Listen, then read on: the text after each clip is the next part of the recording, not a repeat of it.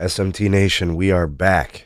In today's video, we're going to finally get an update to this. We've been waiting for a while. The outcome of the, AT&T consumer data breach. It's going to cost them. Let's talk about how much. Let's talk about the fallout and what it all means for consumers in the future. All right, link for the article from Derek over at cyberscoop.com. Link is in the description. Ways to support us can be found there as well. Please do like and share this video. Subscribe if you're new here. And turn on the bell notification icon to never miss an upload from the SMT. All right, AT&T, which has just recently come under fire for data breaches. T-Mobile historically has had several of these as well. I think Verizon on a couple of occasions as well with different brands and other things.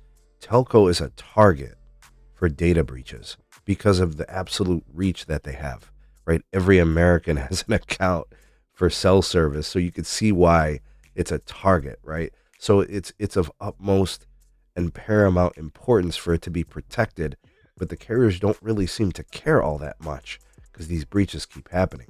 Anyway, this particular one from AT&T is going to cost them $13 million in fines for a breach in which customer information, billing information, was actually compromised.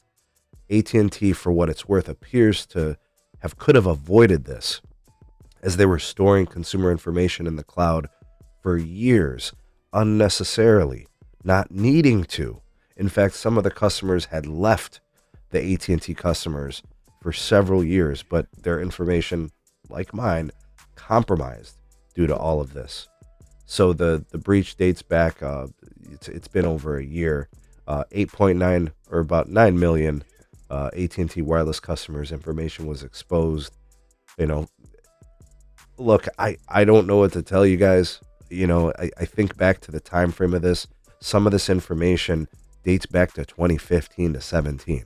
Why the hell was AT&T still storing this over all of those years? Should have been securely destroyed or deleted no later than 2018. But they stored it beyond that time, which is insane.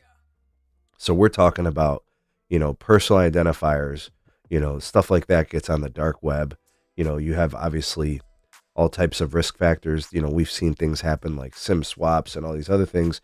I mean, especially for a customer who's still with the company, right? And the account is still in standing. Now, the supplier or the vendor in which AT&T hired for this, I don't know, I guess there were multiple. They have to constantly review and protect and secure these things. But if you didn't have the information to begin with, if you weren't collecting it beyond the dedicated time, this would be a non-issue. I question AT&T's kind of process here. Why was this not deleted or destroyed? Why is it being held for so long? It's absolutely insane that these companies can do this. And I think if we're going to start talking about cybersecurity reform, the reform has to come in. Why the hell are you collecting this? And if you are, for how long? Because it only creates additional vulnerabilities and risk. We need to reduce the risk. And I think some of these questions, they need to be pressed onto these companies. And, I don't blame people if you make a decision to get away from these post-paid companies, right? So they collect your social security number because you pay for a service after you use it and you finance phones through them. But prepaid sounds fantastic, because really, what are they getting? A name, okay, a name, but there's no other, details. And hell, you could lie. You could be Tony Stark, on any prepaid provider. What are they going to say to you? If you're doing all your action, virtually, digitally, I mean, and the risk is just much lower, and I don't know. This is just so frustrating.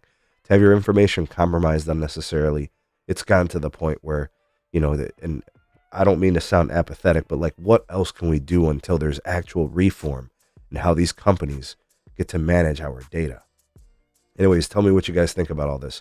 Good enough fine? Should have been heavier? Do you expect AT&T to fix things? Me personally, I don't. That's not a hefty fine. It's not even a slap on the wrist. What's your take? Sound off in the comment section below. The voice of the people, the SMT Nation. Let your voice be heard.